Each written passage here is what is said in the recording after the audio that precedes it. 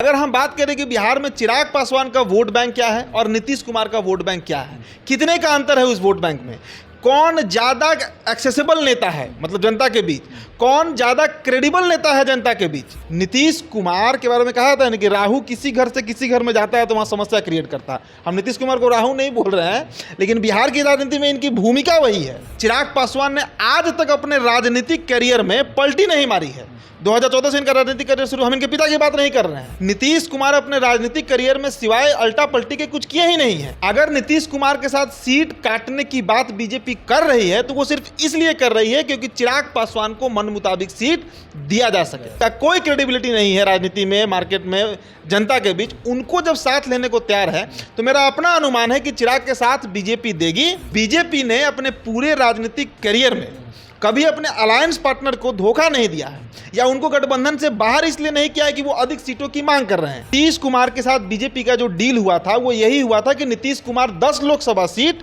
और 150 विधानसभा सीट पर बीजेपी से अग्री करके आए हैं और पशुपति कुमार पारस को बिहाइंड द कर्टेन, पर्दे के पीछे से एक बड़ा सपोर्ट नीतीश कुमार का मिल रहा है।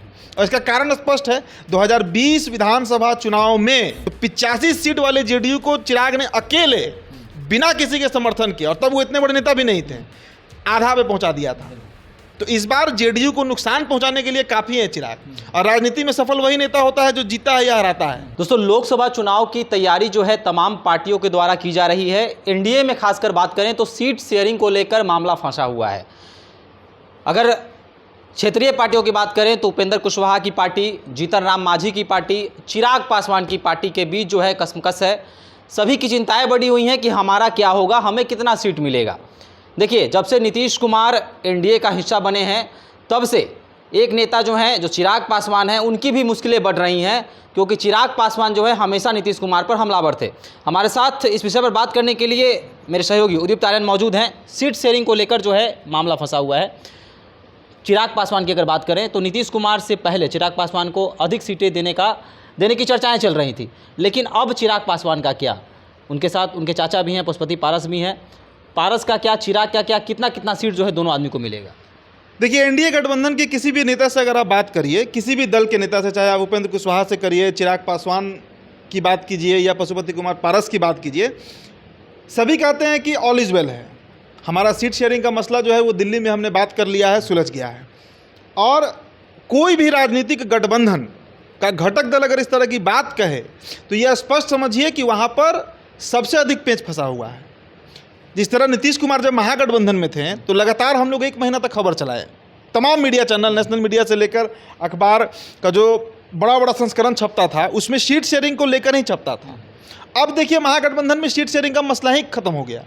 नीतीश कुमार निकल आए वहाँ से, वहाँ सुलझ गया मसला। सबसे बड़ी पार्टी राजद है, सबसे अधिक विधायकों वाली पार्टी है, सबसे अधिक सीट पे वो लड़ेगी।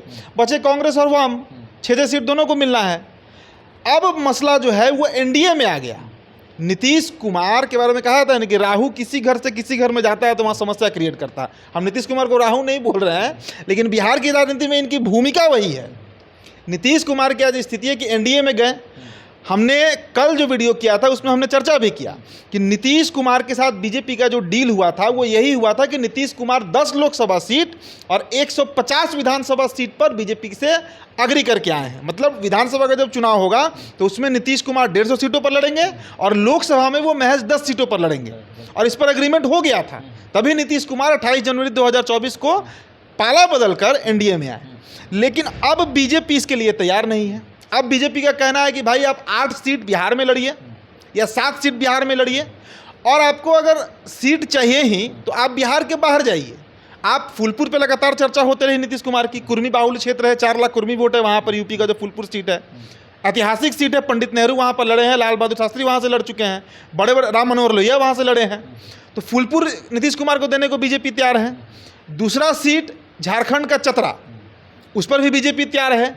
और तीसरा सीट अरुणाचल प्रदेश का है, जो वेस्ट अरुणाचल प्रदेश का सीट है, वो बीजेपी कह रही है कि नीतीश कुमार आप लेकर इसको लड़ जाइए। लेकिन बिहार में नीतीश कुमार को बड़ा कॉम्प्रोमाइज़ करना पड़ेगा, चूंकि इनके जो सिटिंग एमपीज हैं, जो इनका एमपी काउंट है, नंबर ऑफ एमपीज जो है वो 16 है। 17 सीट मिला था। किशनगंज अगर जीत गए होते तो 17 के 17 होते इनके, लेकिन किशनगंज को छोड़कर लगभग सभी सीट ये जीते। तो 16 में से अगर आप 8 सीट दे रहे हैं तो मतलब 8 आप इनका सिटिंग एमपी का टिकट काटिएगा, हालांकि नीतीश कुमार इसके लिए तैयार भी थे, लेकिन अब विधानसभा को लेकर भी बीजेपी जो है वो अड़ गई है कि बीजेपी कह रही है कि 100 सीट पर हम लोग लड़ेंगे, जिस तरह 2020 में हम लोग लड़े थे।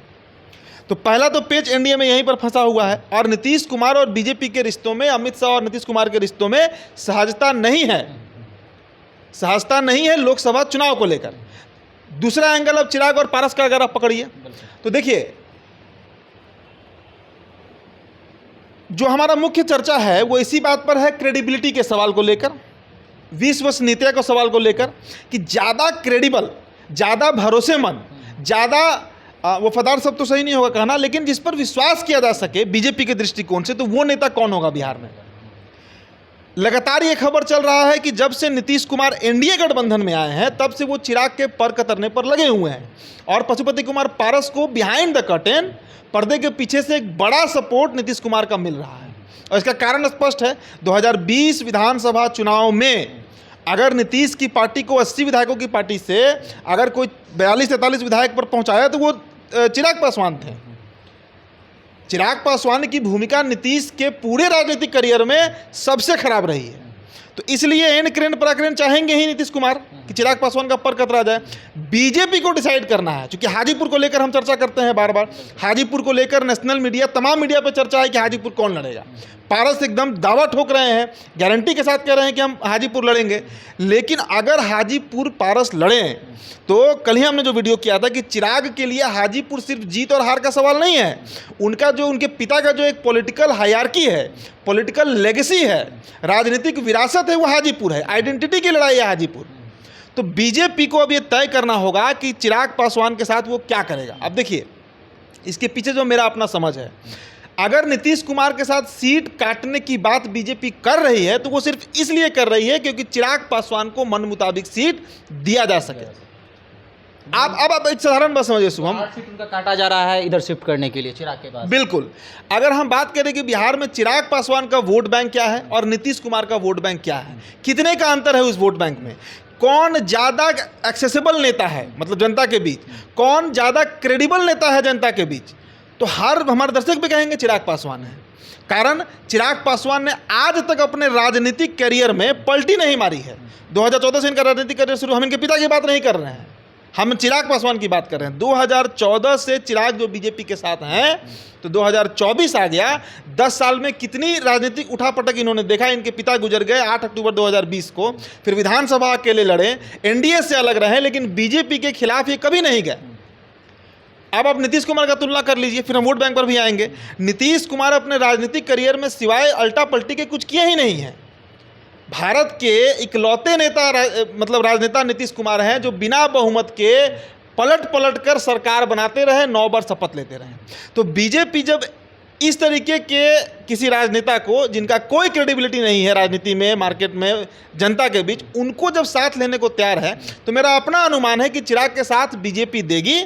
चिराग को भले 6 सीट दे नहीं दे, हम उस पर नहीं कह सकते हैं, लेकिन हाजीपुर चिराग को जरूर देगी। जो 26 जनवरी को जो मुलाकात हुई थी अमित शाह से चिराग पासवान की, चिराग पासवान ने यही ना बयान दिया था कि हमने अपनी जो हमारी परेशानी है, जो हमारी चिंता है, वो अपने अमित शाह के सामने रखा है। अमित शाह ने यह भी कहा कि हम पॉजिटिवली उस पर विचार करेंगे, सकारात्मकता से सोचेंगे उसके ऊपर।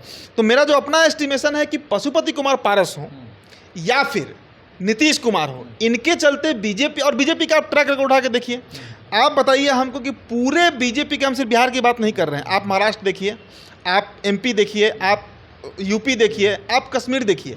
अगर हम पीडीपी छोड़ दें, जो कश्मीर में गठबंधन बना था बीजेपी के साथ, उसको छोड़ दे, तो क्या बीजेपी ने कभी अपने अलायंस पार्टनर को धोखा दिया?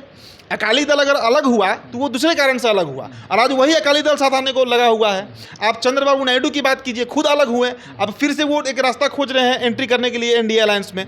तो बीजेपी ने अपने पूरे राजनीतिक करियर में कभी अपने अलायंस पार्टनर को धोखा नहीं दिया है, या उनको गठबंधन से बाहर इसलिए नहीं किया है कि वो अधिक सीटों की मांग कर रहे हैं। आप बताइए कि 2014 में उपेंद्र कुशवाहा की क्या राजनीतिक हैसियत थी कि उनको 3 सीट दिया गया, बीजेपी साथ रखने के लिए उनको 3 सीट दिया। इस बार भी कह रहा है कि हम 2014 के मॉडल पर लड़ेंगे। तो जब उपेंद्र कुशवाहा, जिनके साथ बिहार में महज 2 से 2.5% वोट बैंक है, उनको बीजेपी 3 सीट देने को तैयार है, तो चिराग पासवान, जिनके साथ इंटैक्ट 5-5.5% वोट है, 2020 के विधानसभा चुनाव में इनको 24.5 लाख वोट आया था। इसका स्पष्ट मतलब है कि चिराग के साथ बिहार में 5 से 6% के बीच वोट बैंक है। ये बड़ा होगा 2020 के बाद। ये 2020 का आंकड़ा हम बता रहे हैं।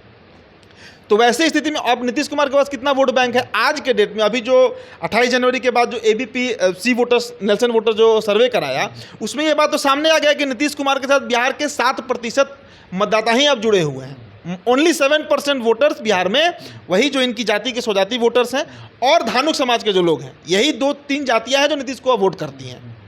इसके अलावा बिहार में ना अब अति पिछड़ा, ना दलित और सवर्ण, तो इनको वोट वैसे भी नहीं देता था, बीजेपी के चलते इनको वोट मिलता था। तो आप बताइए कि 7% वोट बैंक के साथ राजनीति करने वाले नीतीश कुमार, जो उम्र के अंतिम ढलान पर है ना, उनके साथ जब बीजेपी उनको 8 सीट देने को तैयार है, तो बिहार में जो एक नया खेप युवाओं का तैयार हो रहा है, चाहे आप तेजस्वी यादव की बात कीजिए, आप प्रशांत किशोर की बात कीजिए, तो चिराग को, और देखिए बीजेपी हमेशा, मैंने ये टर्म बार बार यूज़ किया कि बीजेपी हमेशा प्रैग्मेटिक पॉलिटिक्स करती है। आज से 5 साल, 10 साल, 20 साल बाद की रणनीति पर काम करती है। तो क्या 5 साल, 10 साल या 20 साल के बाद नीतीश कुमार आपको कहीं दृश्य में दिखेंगे? नहीं दिखेंगे। उम्र एक कारण है, सबसे बड़ा कारण उम्र है। क्या सुशील कुमार मोदी दिखेंगे? नहीं दिखेंगे। बीजेपी क्यों सम्राट चौधरी को प्रमोट कर रही है? बीजेपी क्यों विजय सिन्हा को प्रमोट कर रही है? वो अगला खेप तैयार कर रही है बिहार में, और उस अगले खेप की श्रेणी में चिराग पासवान भी खड़े हैं, और ऐसे खड़े हैं कि वो बीजेपी के साथ अपने करियर के सबसे वर्स्ट कंडीशन में भी खड़े थे। जब उनका 12 जनपद बंगला खाली कराया गया, उनके पिता रामविलास पासवान का वो मूर्ति जो तोड़ने वाला प्रकरण हुआ, उसके बाद इनके चाचा को, जिन्होंने परिवार तोड़ा, पार्टी तोड़ा, उनको मिनिस्ट्री दिया गया। इतना होने के बावजूद अगर चिराग पासवान बीजेपी के साथ एक स्टैंड पर खड़े रहें, तो अब वो समय, और इसका एक हिंट बीजेपी ने दिया भी। आपको याद होगा 18 जुलाई 2023, हाँ 18 जुलाई 2023, जिस दिन एनडीए घटक दल का बैठक था दिल्ली में, कोई समारोह मनाया जा रहा था एनडीए का, 28 से अधिक दल शामिल हुए थे।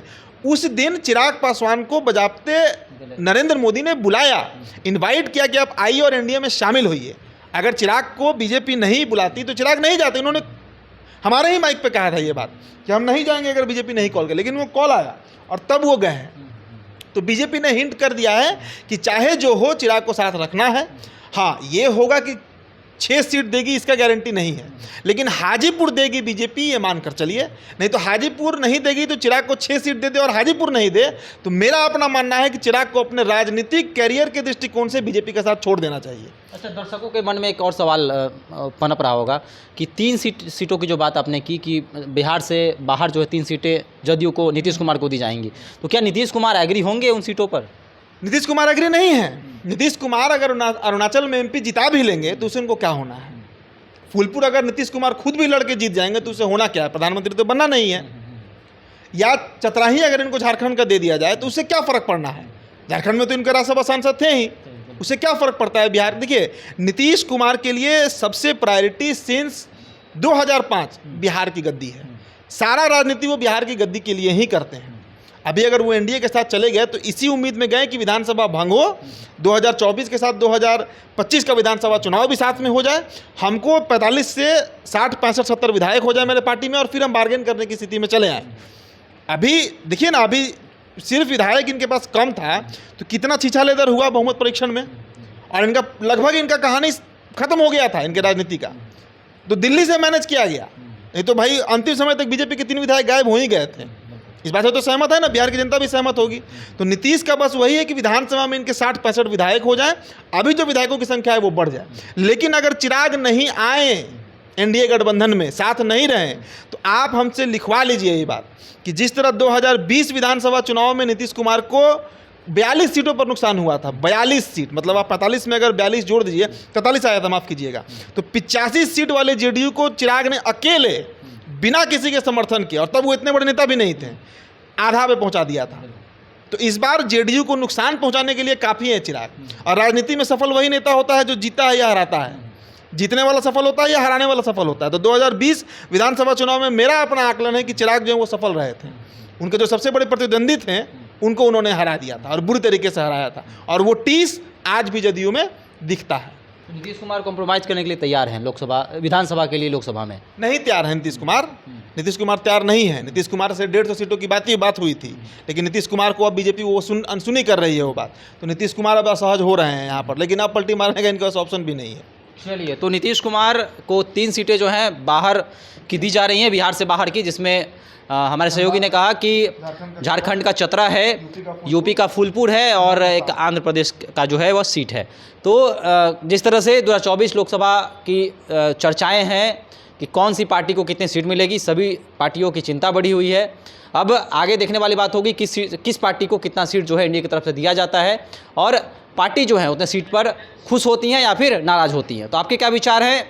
पारस को कितना सीट मिल रहा है एनडीए में? अगर चिराग रहते हैं तो चिराग को कितना सीट दिया जा रहा है एनडीए की तरफ से? अब हमारे साथ जरूर साझा करें। धन्यवाद।